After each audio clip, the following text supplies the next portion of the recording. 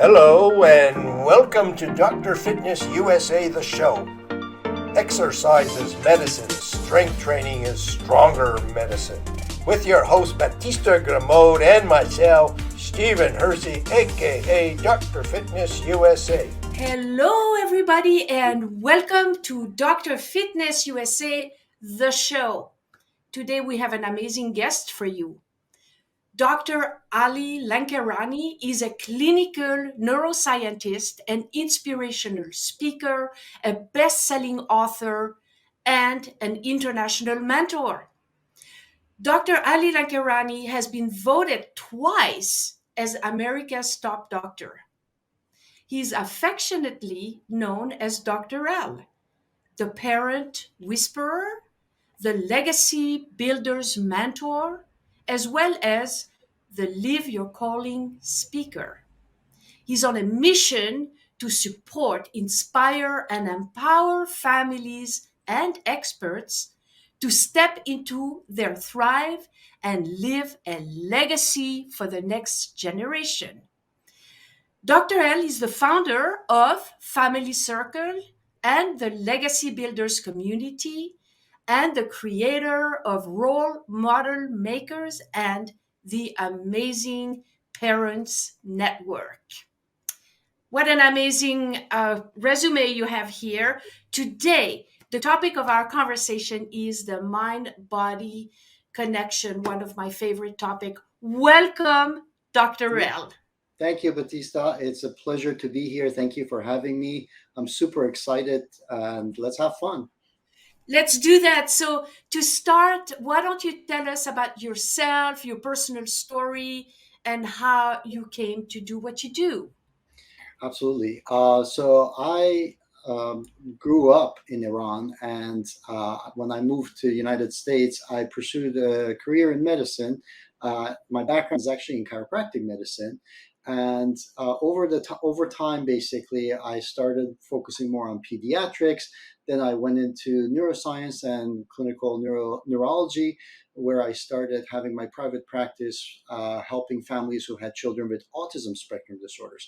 So my main area of focus was brain development and how human brains develop, because we are the only species on the planet whose brain is not fully developed. We are not viable entities when we come out of the mother's womb, basically. And this is because our heads are too big to fit through the birth canal. So we need to have that development happen pretty much after we're born in the first couple of years of life. And for some of the more experienced adults and parents, they might say first couple of decades of life. So that process taught me a lot about what it takes to actually optimize the human brain, the components that goes into supporting it, nourishing it, and ultimately being able to make sure that it functions as best as it can and manifest who you are as a person in life. So basically, what has happened is when I had my private practice, I worked for about 10 years there, but eventually I wanted my message to be seen in a bigger way globally, because many of the conditions that those kids were suffering from were things that parents inadvertently did not know better about, and they're equally important for kids as well as adults. And the beauty of it is that we can alter the brain function at any age. So you ask any stroke victim, they know that something around 80% of the functions that might have been lost because of a stroke can come back within a year. So that tells us that the neuroplasticity that exists in the brain is not specific to just kids, that it actually continues well into adulthood and the later years of our lives as well. So I wanted to make sure that families knew this, not only to optimize their kids' lives, but also to optimize their own potential and be best role models for their families as well. Hence the company being called Role Model Maker, basically. Now, in all of this, naturally, I implemented what I learned from neurology, and our universe somehow has this amazing way of kind of replicating itself, right? So we have the atoms, then we have the solar system, then we have the galaxies, and they all seem to be very similar in the way they're formed, right? And when it comes to our neurology, and how we structure our life from the personal life and the internal life to all the way ultimately how we show up as a civilization seem to be the same way, where we actually go ahead and create a hologram, for lack of a better word, and kind of exponentially growing the same model over and over again. So I use the same model when it comes to your brain, your fitness, and so on and so forth. Ordinarily, we think of a chiropractor that you go in and they take x-rays and they give you an analogy and they tell you that your posture is off, you have subluxations between the vertebrae. So when somebody comes to see you, your former background in chiropractor, are you using what I would say therapy, where you're taking an analysis or conversation or report from where the person is at, and then you're using your information as in a talking therapy type of situation? Or are you involved doing an adjustment plus talking therapy? What I want to know is the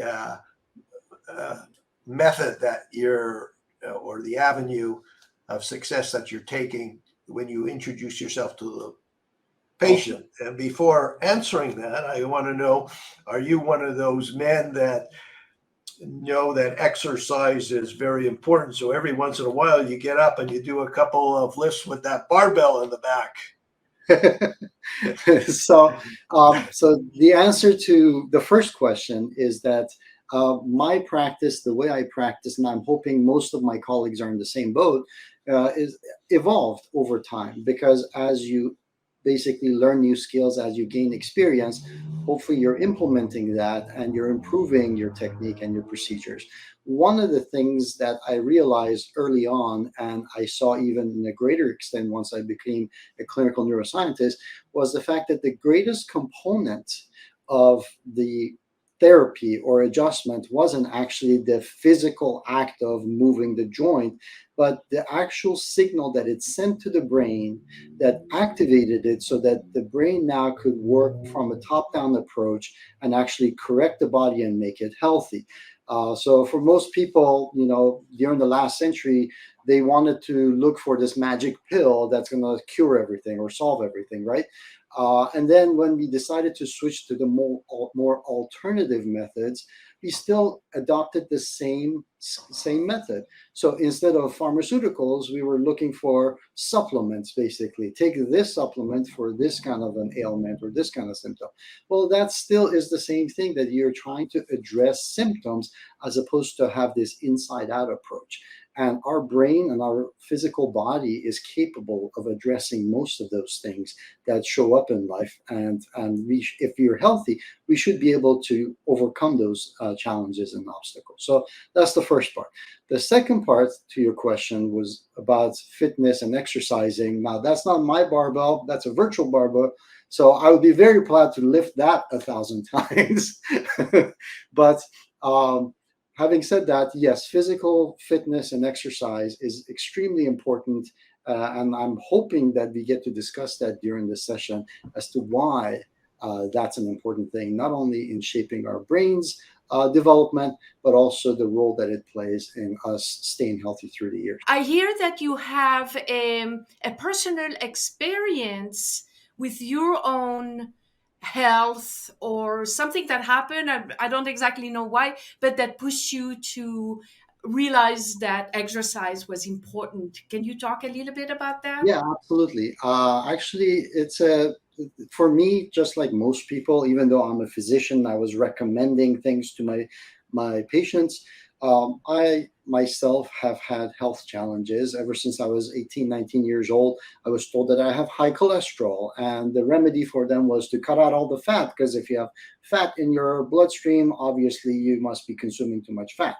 And I should have known better, because what they recommended did not help. In fact, what it did was it actually made the symptoms go dormant for 20 years, while the actual condition continued to worsen to the point where I became glucose intolerant, basically, at one point. Because when you take out the proteins and the fats, guess what's left in the diet? Sugars.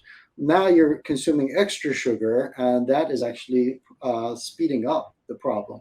So over the course of the better part of a quarter of a century, despite the fact that I had aced my biochemistry, despite the fact that I was recommending nutrition to my patients, I was struggling with this myself. And ultimately, I discovered what I needed to do, something that not only jived with the brain, but also with my body. Now, here's the thing with the biochemistry of the body. I addressed the nutritional component of it, but just like we talk about it with the children, the brain doesn't just need the nourishment. There are 4 different components to the brain. Now, 4 components necessary for its support. One of those, of course, is nourishment. Another one is rest. Another one is adequate oxygenation. And then the last and probably the most important one is actually neural stimulation via movement in gravity. That means that whenever you have gravity, there's weights. And if there's weights, that means that you're working against gravity. And that's one of the things that happens with astronauts. Without the gravity, their brain actually shrivels up. And that's why they have to work out in the space station, and they still lose their bone density, end up with cardiovascular issues, and all of those other things that needs to be addressed once they come back to Earth. So you can do everything else right. You can have the proper nutrition, you can have the proper rest, you can have the proper oxygenation. But the reality of it is, if you've provided all the building blocks for your brain, but you do not provide the stimulation, then the brain still atrophies and disintegrates, basically. And we saw that with children as well. And one of the things that I realized after I gained my health back, as far as the cholesterol and the biochemistry side of it, is that, for instance, there are times, and probably some of our audience members recognize this too, you wake up and you haven't even started your day, but the problems or the challenges that are in your day seem larger than life, right? And you're not looking forward to getting out of bed. So you can't put a reason behind it, but you start looking for clues, for biases, for confirmation of why you feel that way. So you could say, I'm low on energy, or I need to take this supplement, or whatever it happens to be. But the reality of it is that many times, if you simply get up and you start going through your morning routines of shower and moving about, by the time that you're done with your morning routine and you're ready to step out into the world, your problems have shrunken. They've gotten smaller. You feel more up to the task, basically. That happened because of movement. And people don't realize this, that how you view your world, how you see your challenges, how you see opportunities, what you feel about your relationships, all of this comes back to movement. And of course, this movement, as we discussed already, has to happen within gravity, and there is basically a component of it that is involved with moving your body weight or moving something that requires you to work against some kind of a resistance, basically. And that becomes important. So that's very interesting. So can you define the difference between movement, fitness, and strength? Because Good. there's many types of different exercise modalities, and as you know, we at Dr. Fitness USA, we promote strength training. And Right. we know by experience that there is a big difference between walking or lifting weight or doing yoga or stretching or swimming. So can you, from your perspective, define the difference? Very good. Actually, the point goes back to how we're actually built. So we have 2 different muscle fibers. We have our white muscle fibers, and we got the red muscle fibers. Most of the activities that happen during the day integrate and bring about the utilization of our white muscle fibers, the ones that are responsible for endurance, for sustaining a position in space. Like, think about walking, for instance. That's basically over time. Or think about your posture, for instance. All of these require your white muscle fibers to engage. Now, your white muscle fibers don't necessarily use too much of the oxygen. So naturally, it's a completely different metabolic process when it comes to that. Your white muscle fibers are responsible for a lot of your fitness stuff, what things that like you go through your daily routine without injuring yourself or being sore the next day and those kind of things. That's your white muscle fibers. However, you also have this thing called the red muscle fibers. The red muscle fibers have a very different metabolic process. They utilize oxygen and they are responsible for strength, right? So when you look at your day and you look at the type of stuff that has to happen, the routine stuff doesn't require added strength. The stuff that is a surprise, and life has its surprises, requires the integration of the white as well as the red muscle fibers, because all of a sudden your brain doesn't have to rely on your cerebellum, which is the one that does routines, right? It has to rely on your frontal cortex, which is executive function and alteration of things that are routine to you. And that's difficult. That's the difference between learning to ride a bicycle versus riding a bicycle once you've learned it, right? You don't have to think about riding a bicycle. Strength training requires that focus, that concentration. That requires the frontal part of your brain, the executive function part that is responsible for prioritization, decision making, concentration, emotional intelligence, and empathy. All of these things come from the frontal part of your brain. So when you strengthen that part of your brain, when you're strengthened through movement, that part of your brain, red muscle fibers, one of the things that you are actually doing is you're improving your focus and concentration and things, but you also, what you're doing is you are coordinating, just like riding a bicycle, you're becoming coordinated. You are teaching your brain to get coordinated at utilizing the muscle fibers simultaneously and in a synchronized fashion. All right. Once you learn it, it switches and you don't have to think about it. But that process, when we talk about strength training, requires using the deeper brain centers that actually coordinate the different parts of the brain. They're the maestro of the brain, right? So it becomes really, really important for you. Like the strength doesn't come from, having one big muscle. It's like how many muscle fibers can you fire up at the same time and in a certain fashion or certain order to achieve a certain task, right? So that barbell requires the stabilization of your shoulders, requires the stabilization of your core, requires the utilization of your biceps and brachioradialis muscles and your pec muscles and all of these in order for you to be able to move it. That doesn't come from your white muscle fibers. That comes from the red muscle fibers, and they're short duration. They're not like you're not doing 30 sets of 50 reps and like getting it to exhaustion. You're getting it to the point where you're utilizing the muscle fibers, breaking it down, making sure that it grows basically. So strength is the red muscle fibers basically, and that utilizes the front part of the cortex. I hope that was So, I know that research has found that strength training specifically had the ability to even reverse or prevent neurodegenerative diseases. So it's related to what you're saying, right? right. So let's go back to the brain and how it develops. So think about this. Your brain is inside of the skull, which is dark and is isolated from the world, right?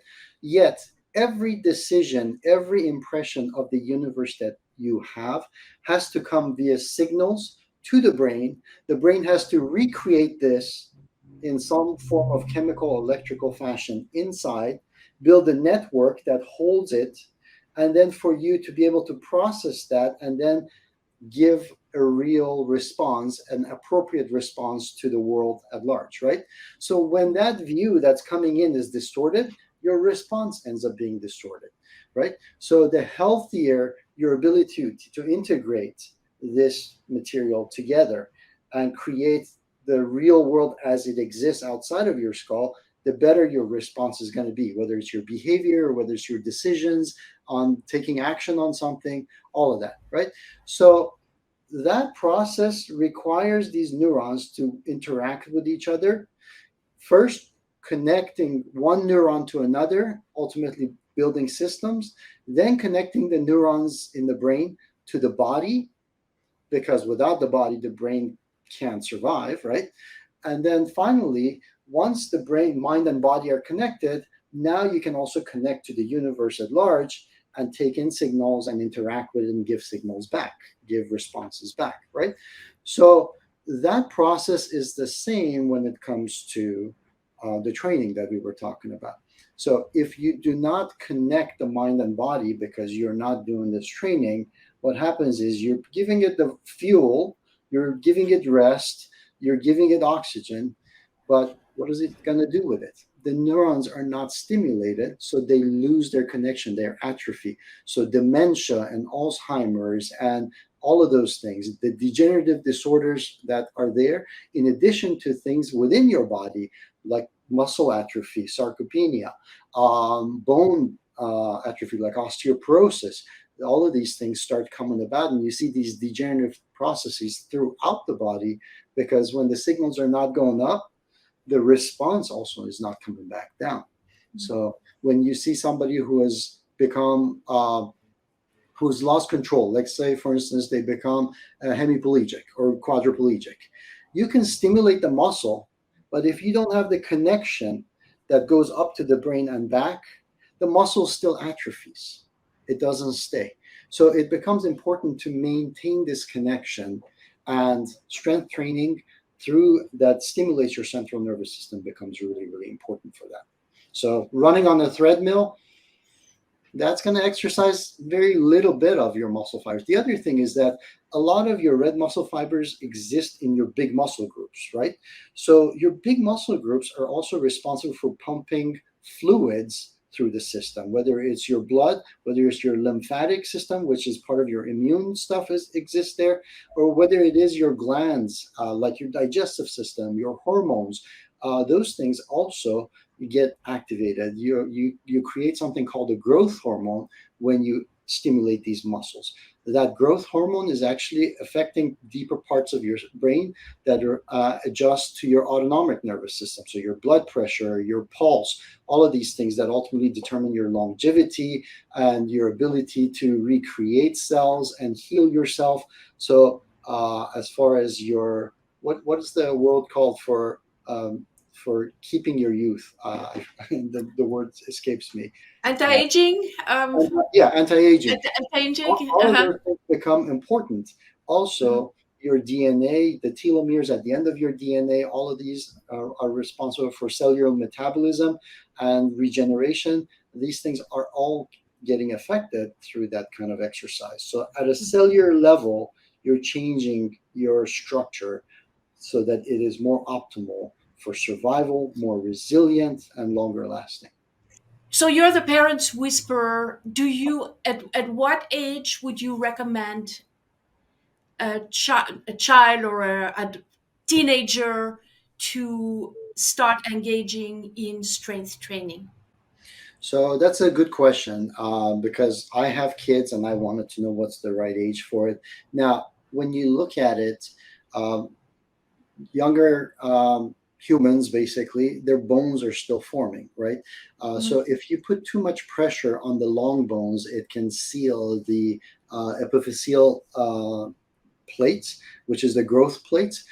So you want to make sure that you find the right time for it.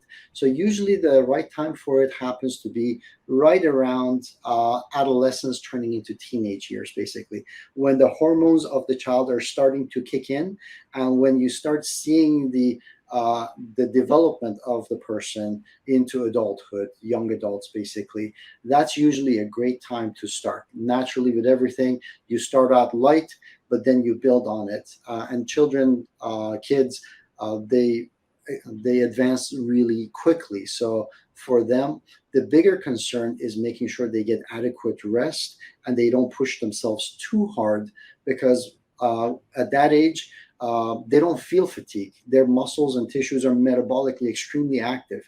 So they will go beyond the point of fatigue and create damage before they recognize it. So burnout is a bigger issue for them than it is for adults, basically. For us, when we get tired, that's it. We can't do anymore. But for them, they don't feel that tiredness. So they'll continue and push right through it.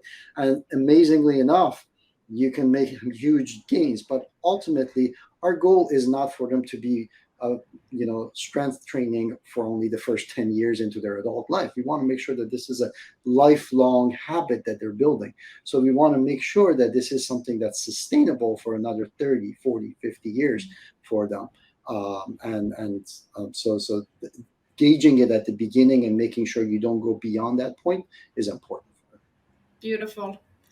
Caution. One of the things that we take concerns about with personal training as opposed to the body design formula system is that when we're working with young adults and they've experienced their friends or their trainers, they're doing an exercise and we're teaching them not to do things that are uncomfortable, to learn how to pace themselves, to stay in a moderate range so they can include other modalities or things in their life as a 360-degree rounded person, yet the trainer sees that the person is ergonomically not comfortable, or they're telling the person that we can see when somebody's coming to the end of their effort and the trainer is saying, come on, let's do more, come on, 5 more, 6 more, 7 more. And I have to lecture, not the trainer, but the student, that I don't want to ever see that happening. So, Dr. L, what tips or secrets can you tell us to overcome these challenges that appear in your practice? So as far as the challenges, one of the main things when it comes is a little bit of knowledge could be dangerous. So you want to, number one, make sure that you're working with somebody who knows what they're doing and has full access to how your body works, understands the points of fatigue, the points of proper biomechanics, all of those things. So that's one part, because that in itself is something that takes time to master, and not everybody that goes to the gym has taken the time to study those and understand those and see them in practice and experience it as well, which is very important. That's number one. Number two is that you also need to have regiments and schedules and build it into your lifestyle. Because if it doesn't become a habit and you don't do it regularly, then sooner or later you fall off of it. And when you fall off of it, getting back on it becomes difficult, because before you can go ahead and start seeing results, many of these people often suffer burnout. And the burnout is not happening because they're pushing themselves too hard. The burnout is happening because they've put in the effort at one point, but now they're not seeing the results because they lost the results, and now they're trying to gain back the results that they had already put the effort in. So it becomes really important for that consistency and the habit to be there. And the best way to do that is to find support. And this is the same way that the brain works. A lot of times when we were in clinic and there's this part of the brain that didn't work, the best way to make sure that it is up to the task and activates itself and gets stimulated is to actually take the surrounding areas of that part of the brain and stimulate those. So when you have somebody encouraging you, when you have somebody who's saying, hey, I'll see you tomorrow at 7, this is all part of that activation, part of that support that is going to help you make sure that you build the habit, make sure that you do things right, make sure that you have the consistency of delivering, basically. So those are the big parts. The support and accountability is usually the biggest thing that I see as a challenge for people, because I'm not interested in somebody saying, hey, you know what, I want to have this kind of muscles and I want to get ripped in 6 months. Because in 6 months, fine, let's say you achieve that goal. If you don't have the habit, you're going to lose it again over the next 10 years, 20 years. So it's much more important for you to build that habit and keep it for 25, 30, 40 years, basically. And that comes with support and accountability. So I hear you have a free gift for our audience. Yes. So oftentimes I talk about how the brain works, and I talk about those 4 things that I mentioned. So the gift that we have is how to remove brain fog, basically. And this is something that is very prevalent in modern day people, because we have become a sedentary civilization. We are born into cribs, and from cribs to the car seats, and from the car seats to the strollers, and from the strollers to the bassinets at home, and it just doesn't stop. And then from there to the seats behind the computer. So we want to make sure that you understand and prioritize the things that are required for your brain to function optimally. Because without supporting your brain, the brain can't support you in achieving what your mission and your passions are in life. So that's basically the gift. It's called Keys to Removing Brain Fog. Beautiful. I'm sure everybody will very much appreciate that. So, how can people learn more about you? Where should they go to find you? We have a myriad of events that are done globally year round, but probably the best place to get the heads up and the notifications for this is our Facebook group called rolemodelmaker.com. That's the easiest place to find out. Of course, you can find out more about me via LinkedIn as well, but Facebook Role Model Maker is the best place to be at. Is there anything that I didn't ask you that you would like to talk about? So I always end with this, that do not underestimate your power, the power of your choices, right? So optimize your brain and you can optimize humanity's potential. The model that's inside our brain, how it forms and how it evolves and how it manifests itself in our life, literally shapes our relationships, shapes our career paths, shapes our communities, our country, as well as the global civilization that we have called humanity. So optimize your brain and you can optimize humanity's potential. Wow, that was profound. Thank you so much for that. And so we're coming to the end of this beautiful, amazing interview with Dr. L. It's been another great time at Dr. Fitness USA, the show. And I want to thank you so much for being here and taking the time to talk to our audience. Thank you so much. It has been my pleasure. Thank you, guys. Hello and welcome to Dr. Fitness USA, the show. Exercise is medicine, strength training is stronger medicine. With your host Batista Gramode and myself, Stephen Hersey, aka Dr. Fitness USA.